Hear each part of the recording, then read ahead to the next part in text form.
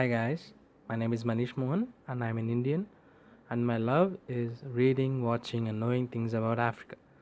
On my channel, Manish Mohan tells about Africa, and I'm going to tell you why to invest in Africa in parts. First, I'm going to tell about the infrastructure sector. As you guys know, Africa is huge and it needs to be connected. So to start with, I'm going to tell you an astonishing fact. Only 14% of the roads are paved in Africa, and the roads, although paved, are not properly maintained. So it provides an ultimate opportunity for those companies in the infrastructure sector and companies involved in road maintenance and startups in innovative road systems. And one more fact is that the road freight costs are 4 times the world's average, which is driving inflation on the continent.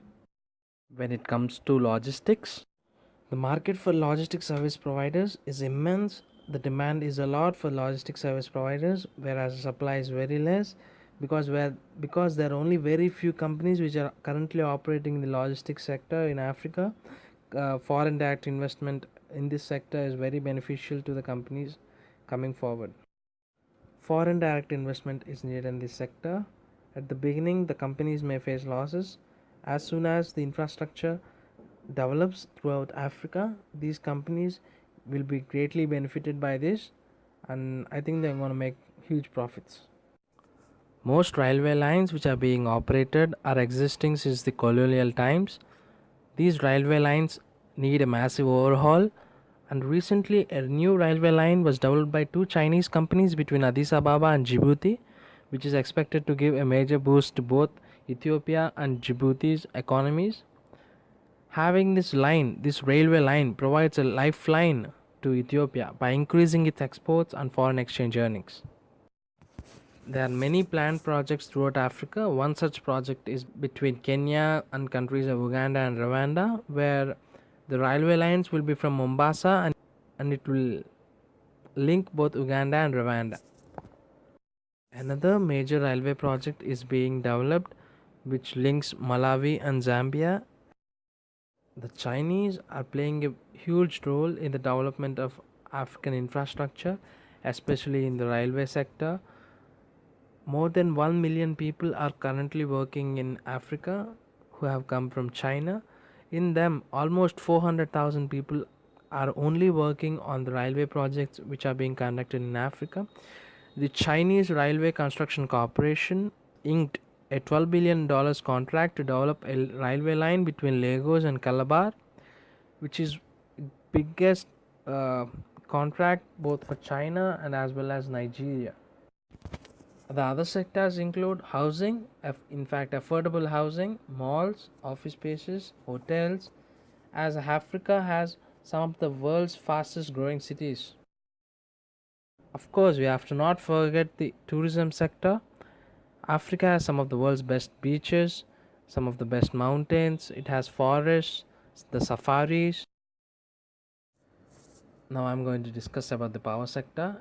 As per a report in 2014, more than two-thirds of the population in sub-Saharan Africa does not have access to electricity. Some of these countries include Angola, Benin, Burkina Faso, Burundi, Central African Republic, Guinea, Lesotho, Liberia, Malawi, Mali, Mozambique, Niger, and Tanzania. 50% of the population does not have access to electricity. Power generation companies, especially in the solar and wind, can get new opportunities. In fact, I think power generation is one sector which can catapult some of the people into millionaires, some of the investors, in fact. Now, leading from the front is we have to say Uganda and Ghana. Uganda has some of the largest solar plant in Africa, Eastern Africa to be specific. Ghana has the largest solar plant in Africa. It is one of the most notable ones, the Nizima solar plant. Now I'm going to discuss about the dams and the hydroelectricity.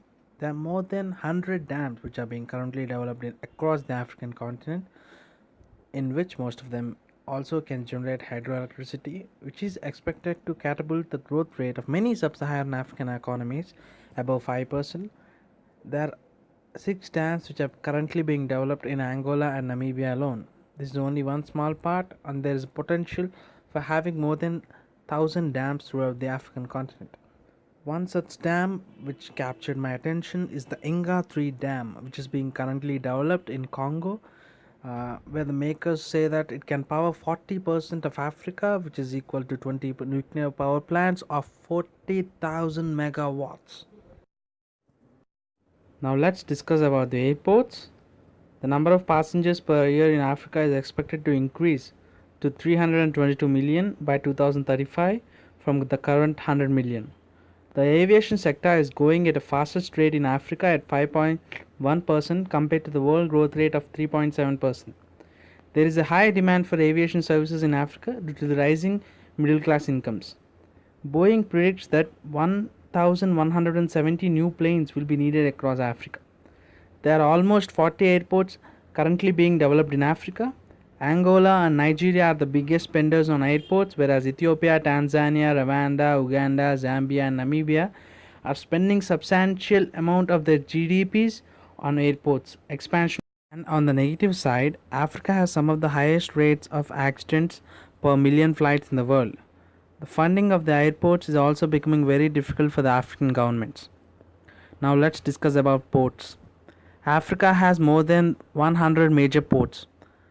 In Africa, more than 38 countries of its 54 countries have coasts. So it's very important for the countries to improve their port infrastructure. This provides opportunities for fleet operators and logistics operators across the world. The East African ports will handle about 181 metric tons by 2030 from 45 tons recently now. Durban, Mombasa, Djibouti, Lagos and Abidjan's ports will be some of the busiest in the world by 2035.